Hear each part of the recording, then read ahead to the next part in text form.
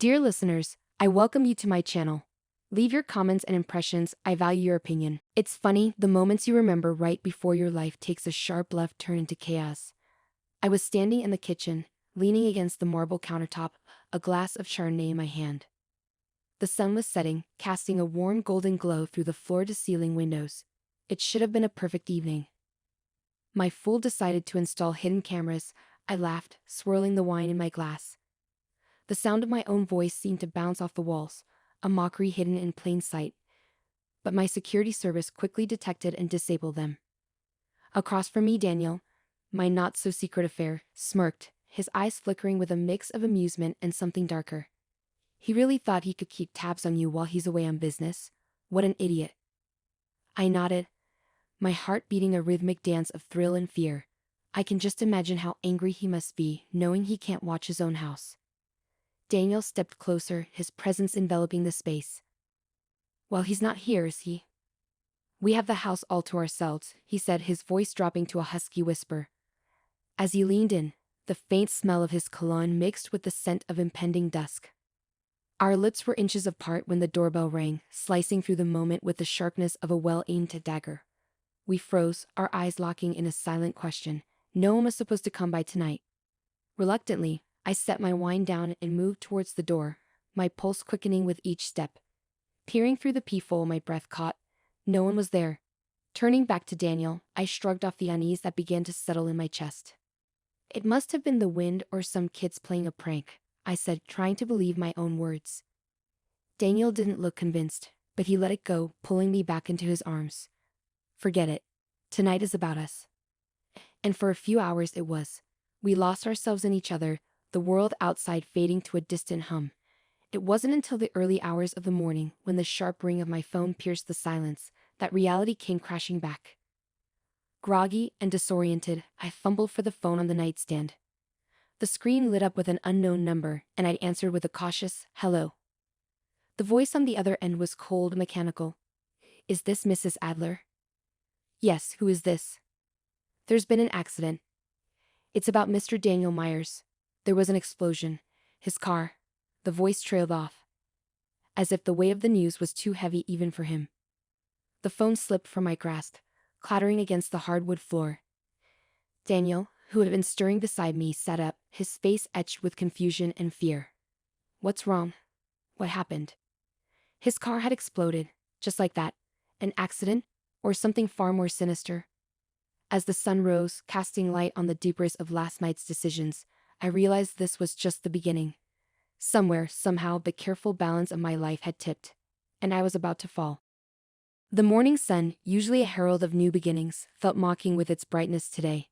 As I sat on the edge of our bed, the news of Daniel's accident reverberated in my mind like a bad echo. Beside me, Daniel was a statue of disbelief, his face pale, his eyes wide with shock. We need to go to the hospital, I said, my voice steady despite the turmoil inside. We need to see what happened. Daniel nodded silently, his usual bravado drained out of him. We dressed quickly, the silence between us heavy with unasked questions. As I pulled on my jacket, my phone buzzed with a call from Detective Laura Benson. I had spoken to her once before when we had a break-in last year. Why would she be calling now unless... Mrs. Adler? Laura's voice was brisk, professional. I'm at the scene of the explosion. We need to ask you and Mr. Myers a few questions. Can you come directly here? I exchanged a glance with Daniel. We're on our way. The drive to the site of the explosion was surreal. Police tape fluttered in the breeze, and the charred remains of Daniel's car were just visible behind a screen of emergency vehicles. Laura met us at the perimeter, her expression grim. I know this must be difficult, she said, leading us away from the curious eyes of the onlookers.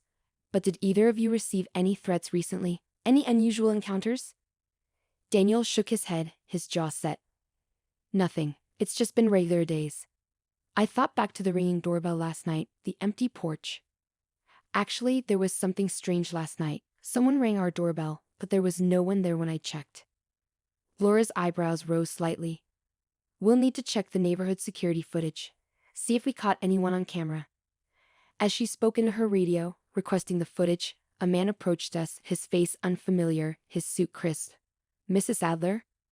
I'm Marcus Flynn, Daniel's attorney. I'm terribly sorry about the incident, but we need to discuss some legal matters. Now? I snapped, incredulity lacing my voice.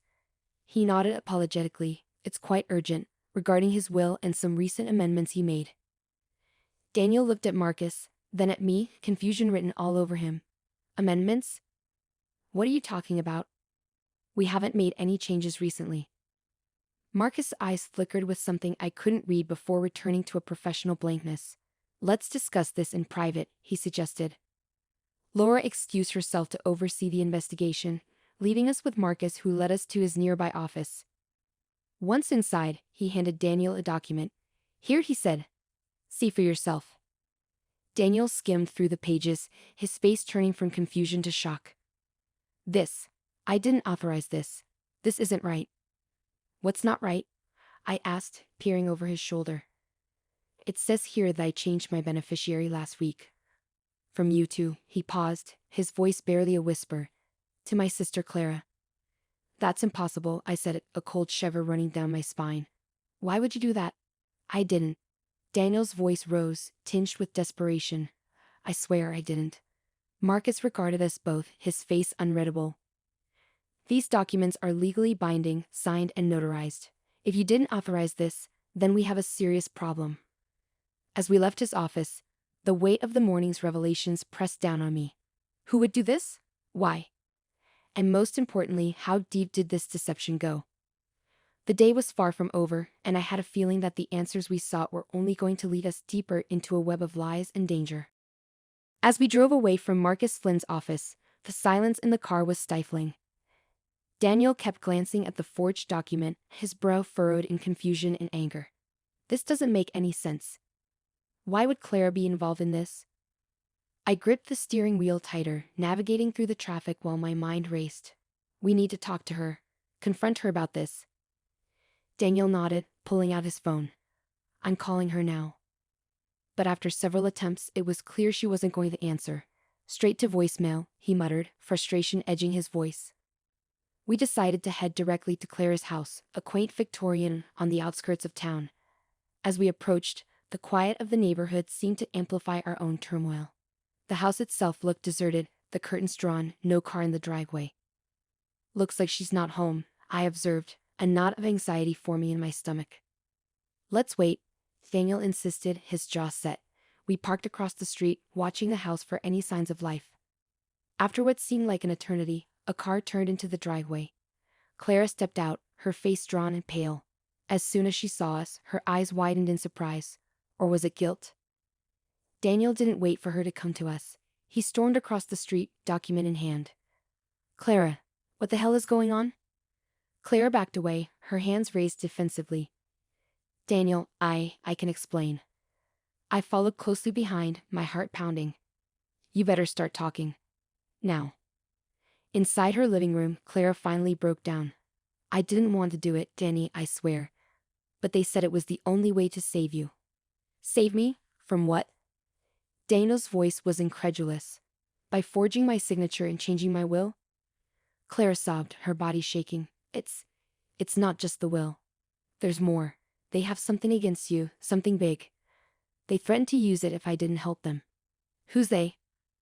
I demanded, stepping closer. She wiped her eyes, looking up at us with fear. I can't tell you. They're dangerous. But they're watching, always watching. The room chilled with her words. Daniel and I exchanged a glance, the same question mirrored in our eyes. What had Daniel gotten himself into? Suddenly, a loud crash came from the back of the house. We all jumped, turning towards the sound. Stay here, I whispered to Clara, as Daniel and I cautiously made our way towards the noise. The back door was ajar, swinging gently in the breeze. I peeked outside but saw no one. Just as we were about to turn back, a shadow darted across the garden. Without thinking, I chased after it, Daniel close behind. The intruder was quick, but I was quicker. I tackled him to the ground, struggling to keep him pinned. Daniel caught up and helped me restrain him. Who are you? What do you want? I demanded, breathless from the exertion. The man laughed, his voice cold and mocking. You're in way over your heads. You should have stayed out of it. Before we could question him further, the sound of sirens approached. I looked up to see police cars pulling up. Detective Laura Benson stepped out, her expression severe. "What's going on here?" she asked, assessing the scene. "We caught him lurking around," Daniel explained, nodding towards the intruder. Laura nodded, motioning to her officers to take him away. "We'll handle it from here. You two better come with me, we need to sort this out." As we followed her to the police car, the reality of our situation settled in. We were tangled in a web that was much larger and more dangerous than either of us had imagined. And now, there was no turning back. Detective Laura Benson led us through the precinct's buzzing hallways to an interrogation room. The stark, fluorescent lighting felt harsh after the day's tumultuous events. She gestured to the cold metal chairs. "Please sit. This might take a while." Daniel and I exchanged worried glances but obeyed. The detective's face was a mask of professionalism as she laid out the folder she brought with her. "We've been monitoring this situation for a while," Laura began, her eyes sharp. "The man you caught? His name is Alex Mercer. He's been involved in an extensive blackmail and fraud ring targeting affluent individuals." My mind raced. "Blackmail? Is that what this is about?" "Yes," Laura confirmed, flipping open the folder to reveal photos and documents, including images of Daniel and Clara. Surveillance photos that seemed to cover the last few months.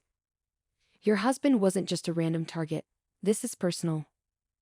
Daniel leaned forward, his frustration evident. "But why me? What do they want?" Laura hesitated, then handed him a photograph. It showed Daniel at a high-stakes poker game, something he had always kept as a private hobby. "This isn't just any game, Mr. Myers. It's illegal, high-risk, and it's run by a very dangerous group. We believe they use this to trap you." Daniel blanched, looking from the photo to me. I had no idea it was that serious. I reached for his hand, trying to process the revelations. "And the will? How does Clara fit into this?" Laura sighed. "They forced your sister-in-law to cooperate by threatening to expose Daniel's activities to the authorities. They made her change the will to disrupt your lives further, sow discord. So they thought they could control me by threatening to put me in jail?" Daniel's voice was bitter. "Precisely," Laura replied. "But they didn't anticipate her coming clean to you, nor did they expect you to catch one of their operatives." There was a knock on the door, and another officer entered, whispering something to Laura that made her nod vigorously. "It seems we've got a break. Your actions today led us to a warehouse where we found substantial evidence linking Mercer and his associates to numerous crimes. This goes much deeper than we thought." Relief washed over me, mingled with disbelief. "So what happens now?" "Now." Laura stood, signaling the end of the meeting. "Now we take down the rest of them, thanks to you both. And don't worry, we'll keep you protected." As we left the precinct, the sun was setting, casting long shadows that seemed less menacing now. At home, the doorbell rang. I tensed. Memories of the last unexpected ring still fresh. But it was only a delivery, flowers, with a note from Clara. "I'm sorry for everything. Thank you for understanding. Clara." I placed the bouquet on the table, the petals bright against the dimming light. "What do you think?" I asked Daniel, who was watching me with a cautious hope. "I think it's finally over," he said, pulling me close. "Or at least, this chapter is." But as we embraced, my gaze caught something outside. A car slowing down near our house and driving off. Its presence was curious, the timing impeccable. A chill ran down my spine as I wondered if, perhaps, our ordeal wasn't quite over. Maybe it was just the beginning of another. "Let's keep the security cameras on," I suggested, more to comfort myself than anything else. Daniel nodded, his eyes reflecting my own concerns. "Whatever comes, we'll face it together." And as night fell, our home felt like a fortress, perhaps not impregnable, but a sanctuary nonetheless, ready for whatever lay ahead.